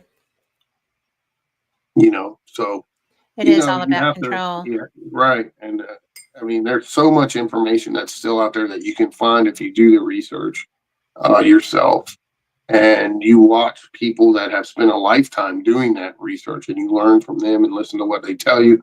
Then go do your own research on top of that, and come up with your own decision on those things. But they have hidden a lot of things from us, and April says it's a spiritual battle. sure, it definitely is. I believe that 100%. Um, you know, it goes back to a lot of things that I don't want to talk about my personal opinions on certain things on your show, but I just know that they've hidden a lot of things from us, and I know that for a fact. I mean, I can tell you that. Put my hand on the Bible right now and tell you they've hidden a lot of stuff from us. I would agree with And that. they're right in some aspects. Like if they would come out tomorrow with full disclosure, there would be some people that kill themselves. There would be, because why? Simple answer. It's obvious, right? Because we've been lied to our entire lives, and that would tell someone everything I've been taught my whole life's a lie. They couldn't handle it. There would be some people that mentally would probably kill themselves. There's been stories. Look at old Clifford Stone. Sergeant Stone. He was on a team of people that recovered down UFOs. Right? He saw one of his good friends just when he on the first one they went to pick up, and they saw dead alien bodies in there. The guy turned his rifle and just blew his own head off right then and there, because he realized everything he'd been taught's a lie. Yeah. And when you realize something that profound, some people just can't mentally handle that. You know what I'm saying? So yeah, there I would be do. some people, but I think nowadays, um, I think a lot more people, I would say much higher percentage of people would be, okay, yeah, we thought that was true anyway. You know what I mean? We But knew they were lying. I mean, I can hear it yeah, now. and But you can understand there's multiple reasons that our government would lie about that, because one, technology, we want to be the first and foremost in technology, because why? We want to be able to protect ourselves from the bad guys, so to speak. But still, I think everybody in the world has a right to know that, hey, we're not the only game in town. There's other beings out there running around, and they are much more advanced than we are. well, there's other beings on our planet. I mean, Sure. and that's what gets me, is because if, with rare exceptions, I mean, we, I have a platform to talk about this stuff. You have platforms to talk about this stuff. We can bring it out into the open, have a general conversation about the weirdness, and be fine with that. Sure. If Yeah. If we worked a 9-to-5 job, we would probably have to temper that a little bit, you know, Yes. and, you know, in order to I keep our lived nine that to for five many job, years. Trust me. right? Ditto. I lived that for many years. I couldn't Yeah. talk about certain stuff because I was in federal law enforcement. So, Yeah. So I was not law enforcement and I still couldn't do it. and then I was in the military too. So, Yeah. But but you know, I was still out there investigating, helping people doing what I do, but I just wasn't on a public venue doing it. You know what I mean? So, yeah, there's a lot of stuff out there that they've lied about and covered up for many, many, many years. yeah. And it's crazy Mm-hmm. because I sit there and I still do UFO conferences. I'm going to one in April. And you know, it's the first one of the year. So I'm just kind of like, Yeah. I mean, it's Well, you know, even consciousness. yeah. Well, they've got all these whistleblowers that have came out, but they're having behind closed door sessions with Congress. Now, why? Why can't they have that open to the public? I don't care. Well, it's not because of I mean, Nancy Mace. just come out. All they have to do, I mean, it's simple. They come out and say, "Look, there's extraterrestrial beings on the planet and flying around out there," and that's all they need to say. They don't need to say, "Oh, we have all this cool tech we took from them or they gave to us." They don't Yeah. have to say all that. Just say, "Yeah, we know, and here's the proof." Okay. Well, the best I mean, part bottom ever line. was, yeah, when Nancy Mace said, "Do we have remains?" Yes. Are they human remains? No, they No. are not human Yeah, biologicals. And right. that face was like, know the answer before you ask the question, but you had to know that was going to be And the then on top answer. of that, they don't want to admit they've lied to us for all these years Yeah. too. Because then why? We can't trust the government, which Well, we can't anyway. it's not that anybody does anyway. No, exactly. So, you know, I'm just very excited to be alive in this period of time It's because crazy. it is crazy, but the consciousness issues are so coming forward. There's really no way to hide from that. Mhm. The UFO stuff, again, they can't lie anymore. I mean, they're trying to, but they can't because there's so many people who are who are have there's so many more people right now having UFO experiences than I think there's ever been. And I think that if our government doesn't reveal it, they're going to reveal it. I mean, I think we've already had them over the White House. People are like, well, they Mhm. need to be on the White House lawn. They flew over the White House. They had what, 13 craft above the, Yeah, they might did have been that. more than What that. they did that in '52. Yeah. I mean, I mean, there's pictures of it. there are pictures of it. And Hmm. it's just like, then you had the Battle of LA. Yeah, yeah. And that's I not was that long just gonna ago. say that. I was just gonna say that before you said that. And we were But firing on them. yeah, I yeah. mean, that could not have gone well. No, well, they didn't know. They thought it was some Japanese crap. They had no clue it was a UFO. You know what I mean? Yeah, well, not the rank and file, but the people giving the orders the fire did. Sure.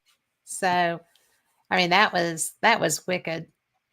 But Well, you know, you can't take away the thousands of accounts from the pilots and the crew members during World War II. Saw the Foo Fighter. They call them Foo Foo Fighters, Fighters. more than You just know, a band. both sides, Yeah, Japanese, and Americans saw them. You know, yeah, they all talked about them. and they interacted with them. Yep. So, you know, I really think that is every bit as much interest to me as spiritual paranormal because I think that they're so correlated. Yeah, I think when it comes to the UFO question, that's probably the greatest question of mankind. Are we alone in the universe? You know, other than, I mean, most people have a spiritual belief and we know spirits exist. I mean, even, you know, cavemen days, they saw Yeah. things they couldn't explain like that. And, you know, but when it comes to, okay, we're not the only game in town that, you know, can actually fly out of our orbit. Um, and there's, beings out there that can traverse the galaxy. That's crazy. That's cool. That's phenomenal. And it doesn't mean you can't be, your religious beliefs are wrong. If you believe in God, if you're a Christian, who's to say he didn't create a whole other race of beings? That would be asinine to think that he didn't do that too. You know what I mean? So you have We're to, very egotistical. right. We think that we're the top end of In the the all spectrum. be all. Right. We're like ants to some of these things, so We are. We're annoyances. Yeah, and I'm worried they keep playing around with these nukes. We might get spanked by something. Well, I think that's what the Battle of LA was all about. That's my opinion, because we sure didn't win it. But No. we have got to, Carl. Better give away your book. Huh? Yeah, You gotta Kat. give away your magazine. Yes. Tell everybody, we got people watching. You need to type in #fate for the giveaway. Okay. Well, we have 2 people who have done that.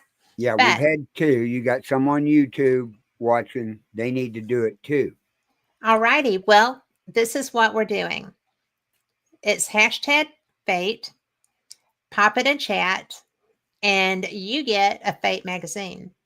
Right. And this is the one that I chose for the first person, because with the SpaceX landing, the astronauts and saving them, I just thought with all the dolphins swimming around the capsule that this was an appropriate addition to share. Right. And I am all about some dolphins anyway. They're my heroes. I love playing with them, and I've gotten to. So we're going to do the dolphin edition. Okay. So, Lori, Gate Not won't get Gate. Fate. Gate will not get you a magazine. No, you got a hashtag. But just fate. go ahead, and if you want one, pop it in chat and you will get one. But you will have to stay so I can find me on Facebook so I can get your address. I need to mail this to you. I need to physically mail this to you. Right. So don't put that in chat, but reach out to me on Facebook. You can find me on fatemagazine.com, fatemagazineradio.com, fatemagazineradio.com, Right. cat at, So, and that's my email. Are you ready to do this? Well, yes, we've got many people who have already done it. We've got 3 in there so far. Yes. So when I hit this draw button right here, it's going to go through and announce a winner. Oh, this does it itself. Yes. Look at you being all techie and stuff. Kat had never seen this before. I have not. This is my first time. Everybody. I'm 63. I don't get many first. Let me enjoy it. Enters into this automatically. Well, there. So here we go for the first giveaway tonight of that Dolphin, the Fate Magazine Dolphin Edition. And the winner is April. April. Yay. April, you have me. Just send me your address and I'll send it to you. Right. I'm so excited. So, congratulations. Okay. Yes. Okay. I'll let you and Dave get back to. Thank you, Carl. And that is why I have such a great show, because I have such a great producer. Carl is my hero. And Dave, I have so enjoyed you. Thanks for having me. It's been a while. Why it's been so long since we did this. I love you. I love Jenny. I just think that y'all are great people. And Thank you. I can't wait to see y'all at the Gettysburg Battlefield Bash. Oh, yeah. By then I'll have some really cool stuff out there. Even more cool stuff coming out before that. But yeah, I'll have it all there at the bash. Yeah. Well, yep. that's my favorite paranormal event. So I am really excited to go there. I love that they support Wounded Warriors. I like that they support, kids with cancer. Everything that they do they've overcome people that tried to attack that event. Oh yeah. And they just keep going. They're so wonderful. And it's not just Pam and Steve, it's all of the volunteers. And I just Yeah, love I that mean, event. they have a great crew of folks that puts that on. That's a lot of work to put on That one is a that lot of big. work. So, kudos to them. And, that's one thing I just aggravates me about the paranormal. There's so many little cliques and groups that attack others, and it's just ridiculous, man. Just It do your is. own thing. Stop worrying about what other people do and do your own thing, If people would just do that, their lives would be so much more positive and happy, and they would be too. Yeah. It's just, for some reason, we don't seem to be geared that way, or a lot of us don't. It's like worse than high school ever was. I mean, it's ridiculous in some aspects. Well, I tell you what, as long as they have it, I will be there. Oh And yeah, it's a think great conference.